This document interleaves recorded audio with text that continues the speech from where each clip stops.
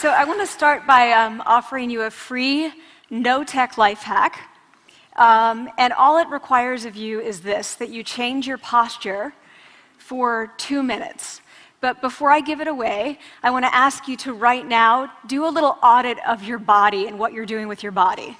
So how many of you are sort of making yourselves smaller? Maybe you're hunching, crossing your legs, maybe wrapping your ankles. Sometimes we hold on to our arms like this.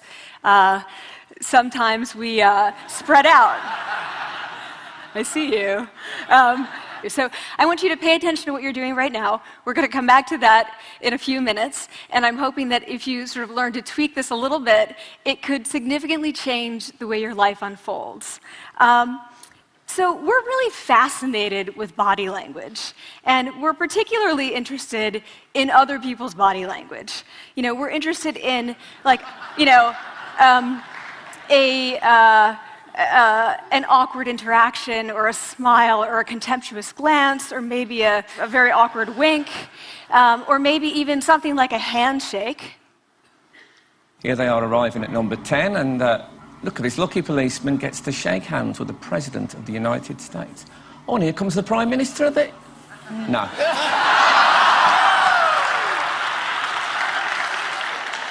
So a handshake, or the lack of a handshake, can have us talking for weeks and weeks and weeks, even the BBC and the New York Times. So obviously, when we think about nonverbal behavior or body language, but we call it nonverbals as social scientists, it's language. So we think about communication. When we think about communication, we think about interactions. So what is your body language communicating to me? What's mine communicating to you? And there's a lot of reason to believe that this is a valid way to look at this. So social scientists have spent a lot of time looking at the effects of our body language or other people's body language on judgments. And we make sweeping judgments and inferences from body language. And those judgments can predict really meaningful life outcomes, like who we hire or promote, who we ask out on a date. For example, Nalini Ambady, a researcher at Tufts University, shows that when people watch 30-second soundless clips of real physician-patient interactions, their judgments of the physician's niceness predict whether or not that physician will be sued. So it doesn't have to do so much with whether or not that physician was incompetent, but do we like that person and how they interacted? Even more dramatic, Alex Todorov at Princeton has shown us that judgments of political candidates' faces in just 1 second predict 70% of US Senate and gubernatorial race outcomes. And even, let's go digital, emoticons used well in online negotiations can lead you to claim more value from that negotiation. If you use them poorly, bad idea, right?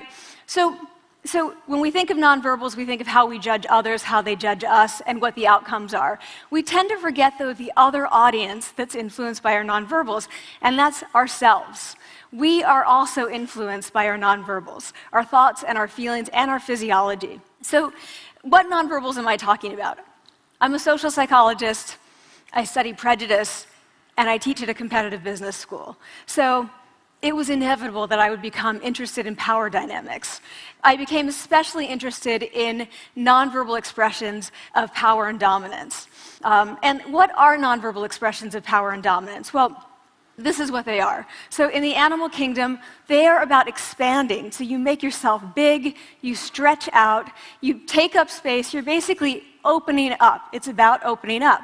And this is true across the animal kingdom. It's not just limited to primates, and humans do the same thing.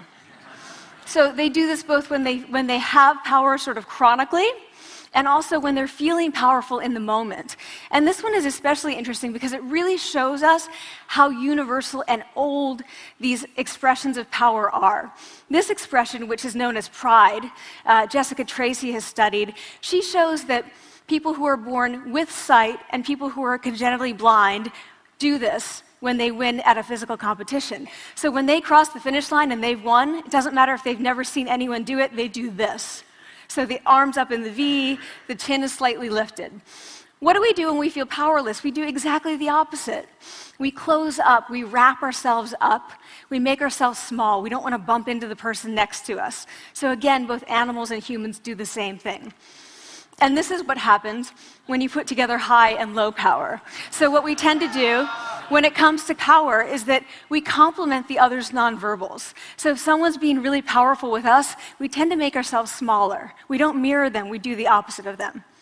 So I'm watching this behavior in the classroom, and what do I notice? I notice that MBA students really exhibit the full range of power nonverbals. So you have people who are like caricatures of alphas, like really coming into the room. They get right into the middle of the room before class even starts, like they really want to occupy space. When they sit down, they're sort of spread out. They raise their hands like this. You have other people who are virtually collapsing when they come in. As soon as they come in, you see it. You see it on their faces and their bodies, and they sit in their chair and they make themselves tiny, and they go like this when they raise their hand. I noticed a couple things about this. One, you're not going to be surprised, it seems to be related to gender. So women are much more likely to do this kind of thing than men. Women feel chronically less powerful than men, so this is not surprising. But the other thing I noticed is that it also seemed to be related to the extent to which the students were participating and how well they were participating. And this is really important in the MBA classroom because participation counts for half the grade. So business schools have been struggling with this gender grade gap. You get these equally qualified women and men coming in, and then you get these differences in grades, and it seems to be partly attributable to participation. So I started to wonder, okay, so you have these people coming in like this, and they're participating. Is it possible that we could get people to fake it, and would it lead them to participate more? So my main collaborator, Dana Carney, who's at Berkeley, and I really wanted to know, can you fake it till you make it? Like, can you do this just for a little while and actually experience a behavioral outcome that makes you seem more powerful? So we know that our nonverbals govern how other people think and feel about us. There's a lot of evidence, but our question really was, do our nonverbals govern how we think and feel about ourselves?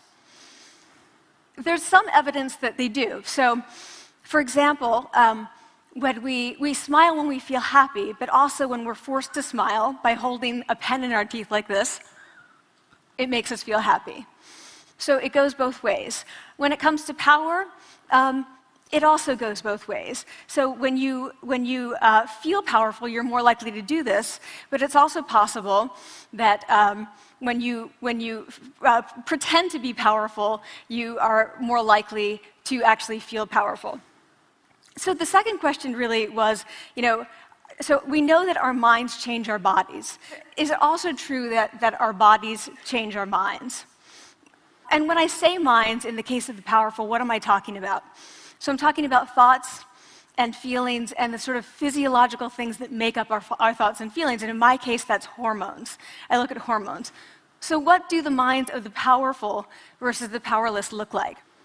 So powerful people tend to be, not surprisingly, more assertive and more confident, more optimistic. They actually feel that they're going to win even at games of chance.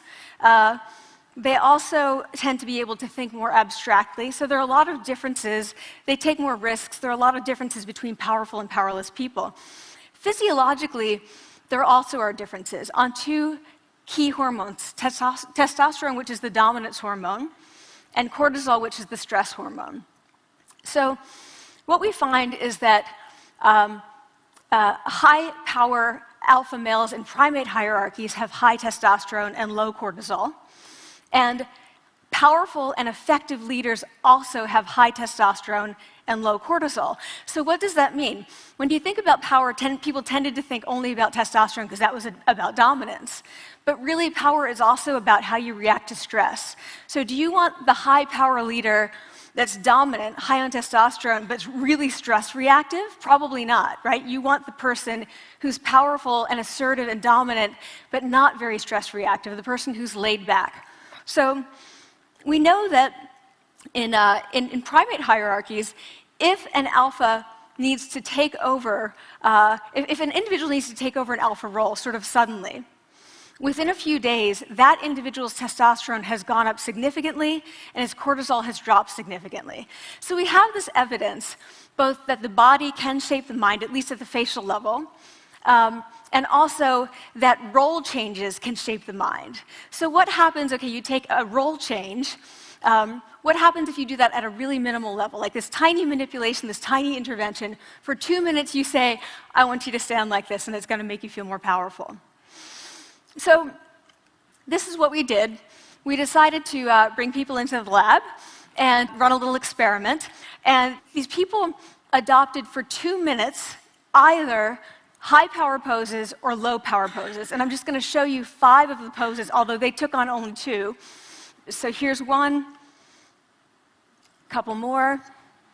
This one has been dubbed the Wonder Woman by the media. Here are a couple more. So you can be standing or you can be sitting. And here are the low power poses. So you're folding up, you're making yourself small.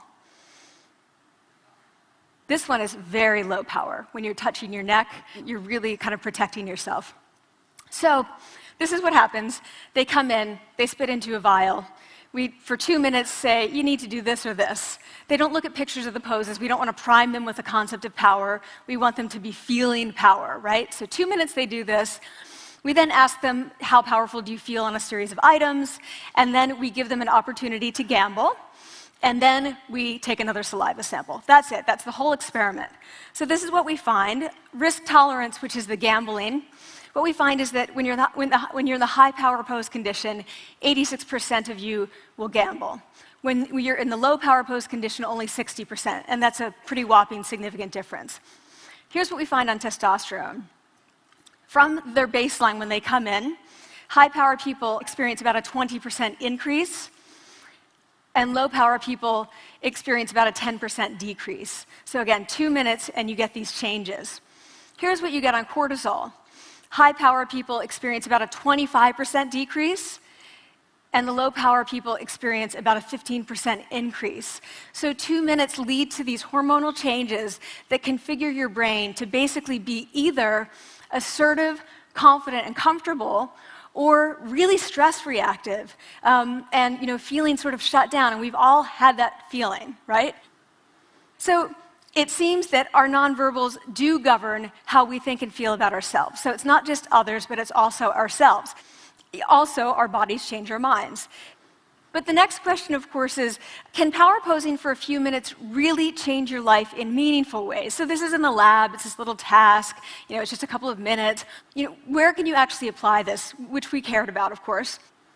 And so we think it's really what matters, where you want to use this is evaluative situations, like social threat situations. Where are you being evaluated? Either by your friends, like for teenagers, it's at the lunchroom table. It could be, for some people, it's speaking at a school board meeting. It might be giving a pitch, or giving a talk like this, or doing a job interview. We decided that the one that most people could relate to, because most people had been through, was the job interview. So we published these findings, and the media are all over it, and they say, okay, so this is what you do when you go in for the job interview, right? So we were, of course, horrified and said, oh my God, no, that's not what we meant at all, for numerous reasons. No, don't do that. Again, this is not about you talking to other people, it's you talking to yourself. What do you do before you go into a job interview? You do this.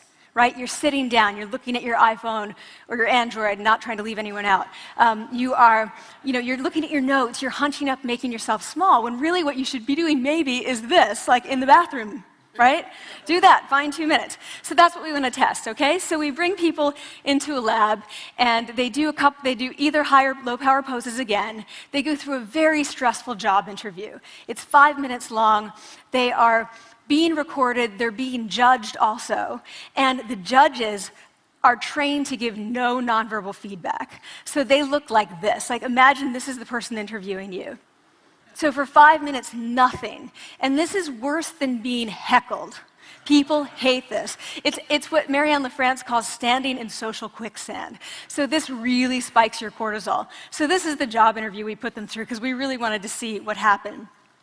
We then have these coders look at these tapes, 4 of them. They're blind to the hypothesis, they're blind to the conditions. They have no idea who's been posing in what pose.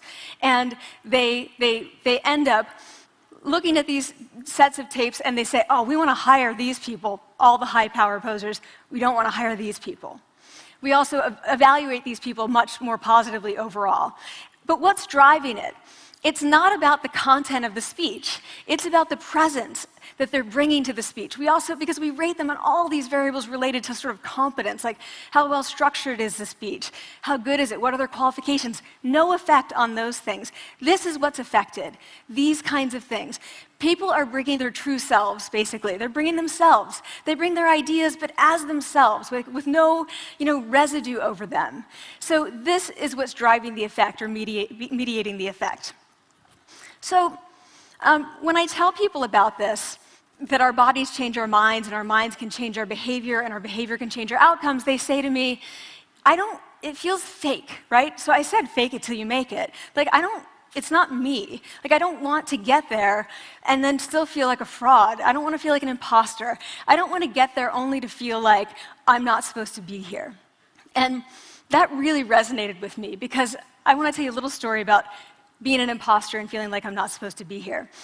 When I was 19, I was in a really bad car accident. I was thrown out of a car, rolled several times. I was thrown from the car, and I woke up in a head injury rehab ward. And I had been withdrawn from college, and I learned that my IQ had dropped by 2 standard deviations, which was very traumatic. I knew my IQ because I had identified with being smart, and I had been called gifted as a child. So I'm taken out of college. I keep trying to go back. They say, you're not going to finish college. Like, just, there are other things for you to do, but that's not going to work out for you. So I really struggled with this. And I have to say, having your identity taken from you, your core identity, and for me it was being smart, having that taken from you, there's nothing that leaves you feeling more powerless than that. So I felt entirely powerless. I worked and worked and worked, and I got lucky and worked and got lucky and worked. Eventually, I graduated from college. It took me 4 years longer than my peers. And I convinced someone, my angel advisor, Susan Fisk, to take me on. And so I ended up at Princeton, and I was like, I am not supposed to be here. I am an imposter. And the night before my first year talk, and the first year talk at Princeton is a 20-minute talk to 20 people. That's it. I was so afraid of being found out the next day that I called her and said, I'm quitting. She was like, you are not quitting, because I took a gamble on you and you're staying. You're going to stay, and this is what you're going to do. You're going to fake it.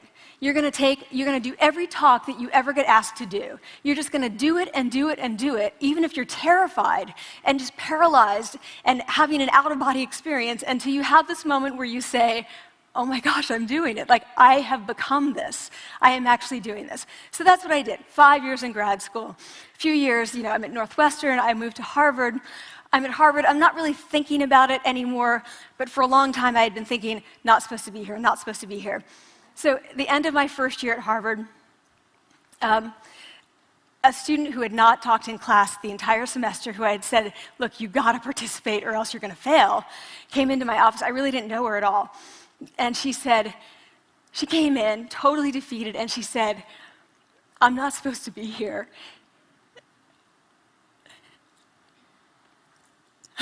And that was the moment for me, because 2 things happened. One was that I realized, oh my gosh, I don't feel like that anymore. I don't feel that anymore, but she does, and I get that feeling. And the second was, she is supposed to be here. Like, she can fake it, she can become it. So I was like, yes, you are. You are supposed to be here, and tomorrow you're going to fake it, you're going to make yourself powerful, and, you're going to...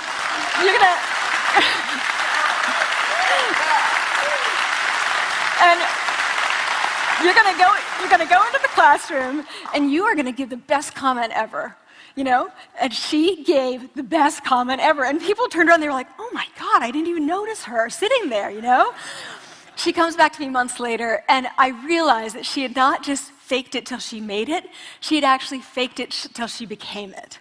So she had changed. And so I want to say to you, don't fake it till you make it. Fake it till you become it. It's not do it enough until you actually become it and internalize. The last thing I'm going to leave you with is this. Tiny tweaks can lead to big changes. So this is 2 minutes. 2 minutes, 2 minutes, 2 minutes. Before you go into the next stressful evaluative situation, For 2 minutes, try doing this in the elevator, in a bathroom stall, at your desk behind closed doors. That's what you want to do. Configure your brain to cope the best in that situation. Get your testosterone up, get your cortisol down. Don't leave that situation feeling like, oh, I didn't show them who I am. Leave that situation feeling like, oh, I really feel like I got to say who I am and show who I am.